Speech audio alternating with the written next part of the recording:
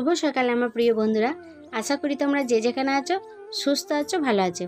আমি শিপ্রা, আমার এই ছোট্ট ব্লগ চ্যানেল থেকে তোমাদেরকে জানাই অনেক অনেক ভালোবাসা, অনেক স্বাগত।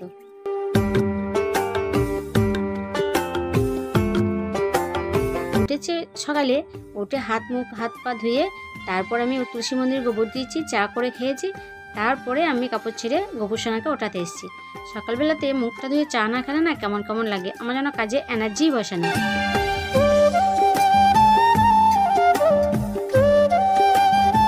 আমি গোপুসোনাকে ওঠাচ্ছি আর ভাবছি আমাদের সংসারটাও যেন একটা স্কুল।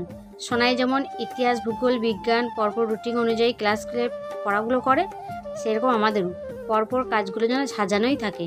কিন্তু একটাই পার্থক্য কী বলতো, ওদের স্কুলে পড়াশুনো করে পরীক্ষা দেওয়ার পর ওরা নাম্বার পায়, আর আমাদের সারা বছর পরীক্ষা দাও আর পড়াশুনোই করো, কোনো নাম্বার নাই, শুধু জিরো।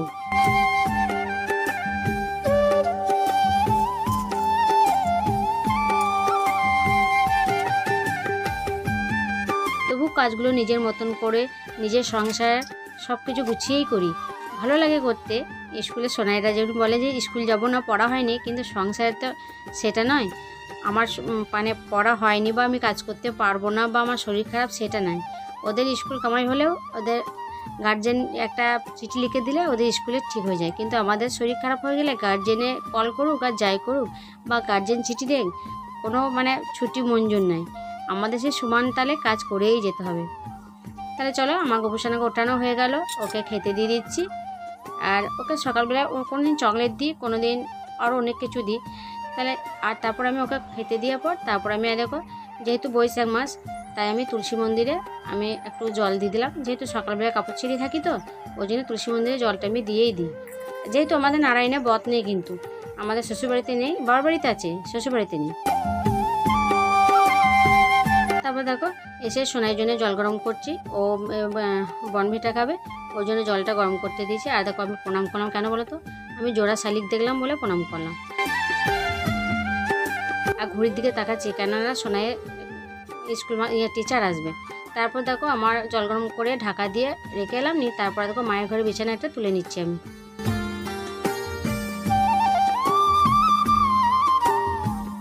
বুঝতে পারছো কেমন পরপর রুটিন অনুযায়ী ইতিহাস হলো, ভূগোল হতো, এবার বিজ্ঞান পড়াটা হয়ে গেলে তারপর আবার অঙ্কের দিকে যাব।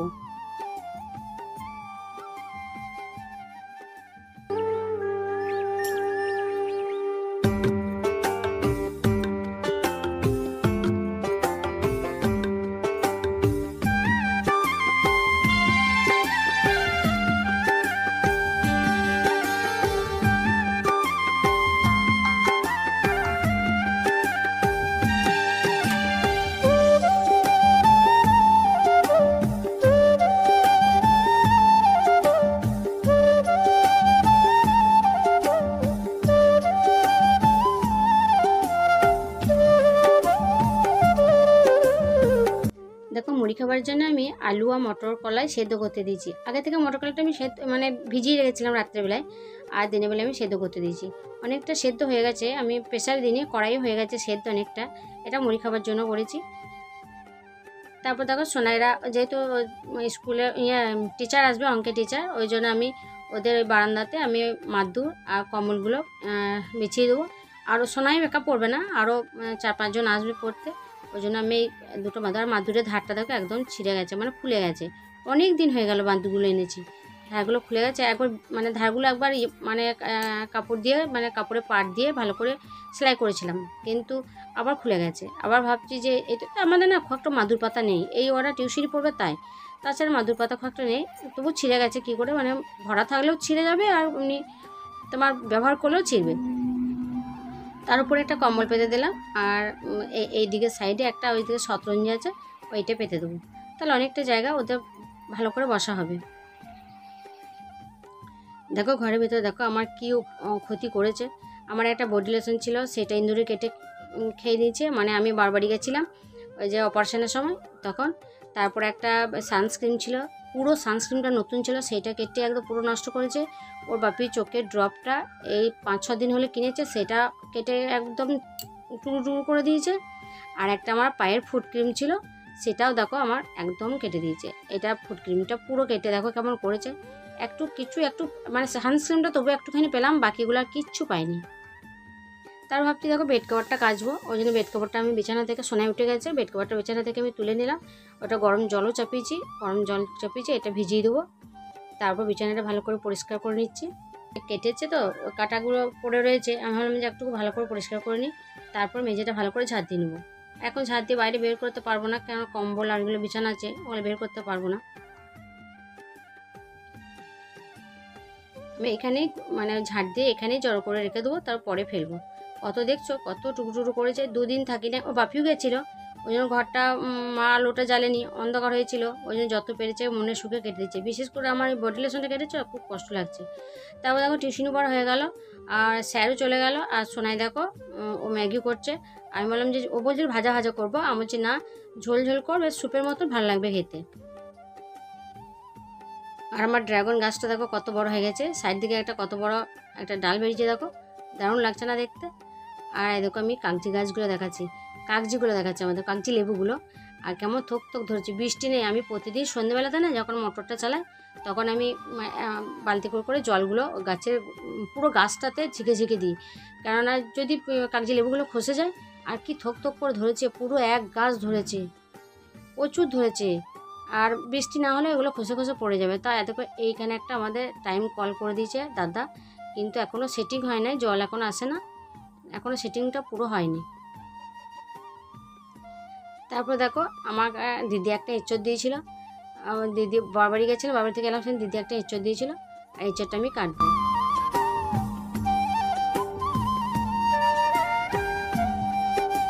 আর এখানে একটু পোস্ট করে নিলাম, দেখতে ভালো লাগবে, মানে অনেকজন করে দেবে মিনি ব্লগে, ওই জন্য আমি একটা করলাম, দেখলাম কেমন লাগে দেখতে। চলো আমি এঁচড়টা কাটি, আর এঁচড়ে না প্রচুর আটা বেরোবে বুঝতেই পারছি। আর এঁচড়টা মাঝে মাঝে কাটবে তো, কেটে তারপর কলের গোড়াতে দিয়ে দেবে, পুরো আটাটা চলে যাবে, তারপর মা কাটে। হাতে একটু আটা লাগে না, কিন্তু ওই মায়ের মতনই পদ্ধতিতে আমিও করছি। দেখো আটা মানে কেটে দিলাম, কেটে কলে নামিয়ে দিলাম, মানে কলের গোড়াতে নিয়ে তারপর জলটা খুলে দিলাম, আর আটাগুলো পুরো ধুয়ে নিচ্ছি। আর সত্যি কথা কি একটু হাতে আটা লাগেও নি, তার মধ্যে আমি সর্ষের তেল নেবো হাতে। তারপর দেখো এঁচড়টা কাটতে বসে গেছে, আমি হাতে প্রথমে সর্ষের তেলটা তাকে নিই, যা আটা লাগবে, মানে বাটাটা যদি চলে গেছে তবু মানে আগের দিন নিয়ে এসেছি, মানে এঁচড়টা আটা তো হবে। চলো তাহলে আমি এঁচড়টা কেটে নিই।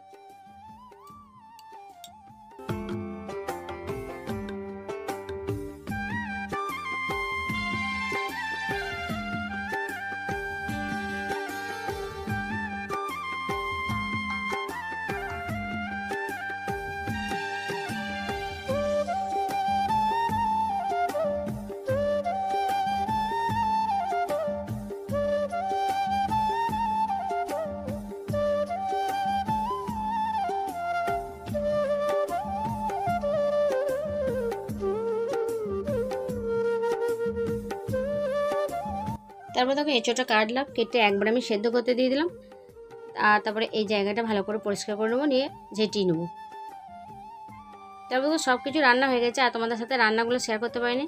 আর সোনাই বলছে মা মাছ ভাজা, আমি মাছ ছানা খাবো। আমরা ঠিক আছে, ভালো করে ভেজে দিলাম, আর কাঁটাগুলোকে আমি বেছে নিচ্ছি। আর ছোট মাছ এত কাঁটা রয়েছে না, কি বলবো। ওই কাঁটাগুলো আস্তে আস্তে বেছে নিয়ে তারপর সোনাইয়ের জন্য মাছ ভাজা মানে মাছ ছানাটা করে দেবো।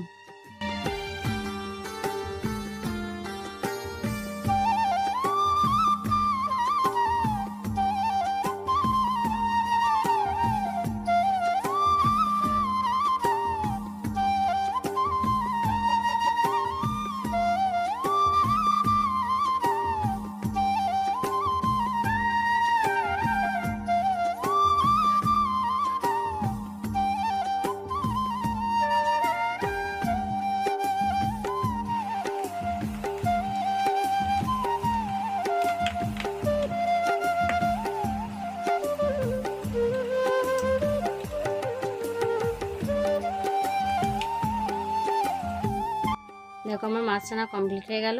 পেঁয়াজ দিলাম, আর কাঁচা লঙ্কাটা দিইনি, কাঁচা লঙ্কা দিলে সোনাই খেতে পারবে না, ওই জন্য কাঁচা লঙ্কা দিইনি। আর দেখো আমার এঁচড়ের তরকারিটা দেখো হয়ে গেছে, আর এঁচড়ের তরকারি হয়েছে। আর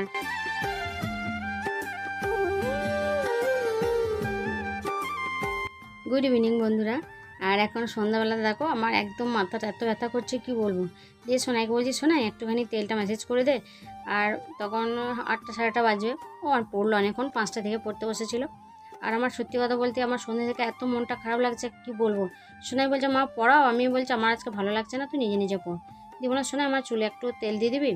আর ও আমার সোনাই না এসব কাজ খুব ভালো পারে, চুলে তেল দেওয়া, আমার মানে মাথা ম্যাসেজ করে দেওয়া, এসব খুব ভালো পারে।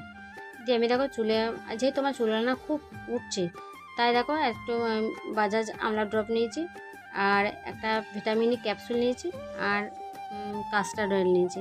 এই 3টে একশো মিক্সড করে আমি চুলটাতে ম্যাসেজ, মানে একটু ম্যাসেজ করে দেবে, সোনাই করে দেবে আমাকে। আর বলছি না ও খুব সুন্দর করতে পারে ম্যাসেজ, ওকে দিয়ে করা দেবো। দেখো আমি ডাইনিংয়ে বালিশ নিয়ে বসেছি, দিয়ে সোনাইকে দেখো এত আরাম, বাপরে কি আরাম ঘুম। আর আমার সত্যি খুব ভালো লাগে সোনাই যখন চুলে হাত দেন। আর সোনাই মানে কি, কেউ চুলে হাত দিলে আমার এত ঘুম আসে না, কিন্তু আর একটিও খুব খারাপ। যখন চুলটা আঁচড়াবে না, তখন মানুষের চুল না কী চুল বুঝতে পারে না, এত জোর জোর টেনে টেনে চুলগুলো আঁচড়াবে। আর আমার চুলগুলো কেন উঠেছে জানো তো, যখন আমি সে পার্লার শিখেছিলাম তখন সে চুলের মানে সবারই চুলে কাটিং করতে হয়। ও কাটতে কাটতে চুলগুলো এত ছোট হয়ে গেছে কি বলবো। আর এখন চুল উঠছেও প্রচুর। আর এত ঘুম আসছে আমার, মানে কি বলবো, মানে মনে হচ্ছে না যে আর আমি রাত্রে খাবারগুলো করি, এত ঘুম আসছে। আমি সোনাইকে বলছি সোনাই আমার খুব ঘুম আসছে। সোনাই বলছে মা একটুখানি ঘুমিয়ে নাও, তারপর রাত্রে খাবার করবো।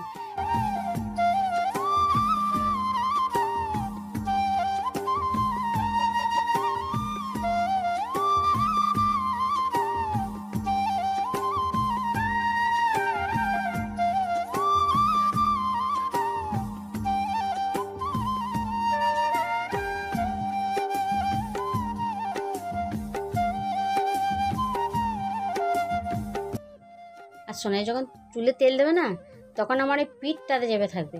আমি বলি সোনাই আর তোর ভার নিতে পারছি না, না ও সে পিঠের উপর বসে, এই দেখো বুঝতে পারছো, পিঠের উপর বসেও চুলে তেল দিতে যে কী ভালো লাগে আমি বুঝতে পারি না, কিন্তু আমার খুব কষ্ট হয়। আমি বলি যে পিঠের উপর বসি না, আমার কষ্ট হচ্ছে, কিন্তু শুনবে না, বলছে মা আমার অসুবিধা হবে। আমি বলি আমার কষ্ট হচ্ছে শোনা, পিঠের উপর বসে। আর দেখো কত সুন্দর চুলে তেলটা দিয়ে দিল, দেখো চুলে তেলও দেবে, তারপর চুলটাকে আবার কী সুন্দর নতুন করে দেবে।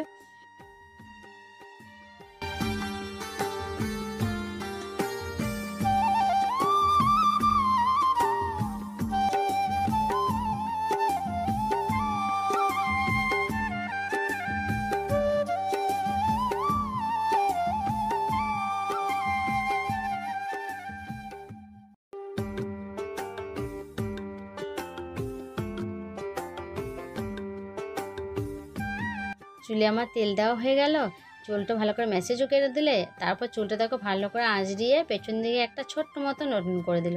আবার দেখাচ্ছে দেখো, ও বলছে মা দেখো কত সুন্দর করে নতুনটা করেছি। তারপর উঠলাম, রাতের খাবার তো করতে হবে। আমি আটা নিয়ে বসে পড়লাম, আর অল্প করে ভাত আছে। সোনাই বলে মা আমি ভাতগুলো খাবো, আর মাছের ছানাটা আছে, মাছ ছানা আর দুধ আছে, ওই দিয়ে ও খেয়ে নেবে। আর আমাদের জন্য দেখো ময়দা, এই আটা মাখলাম আর রুটি করছি। আর আমি ইন্ডাকশানে রুটি করি, তোমরা তো আগেই দেখেছো।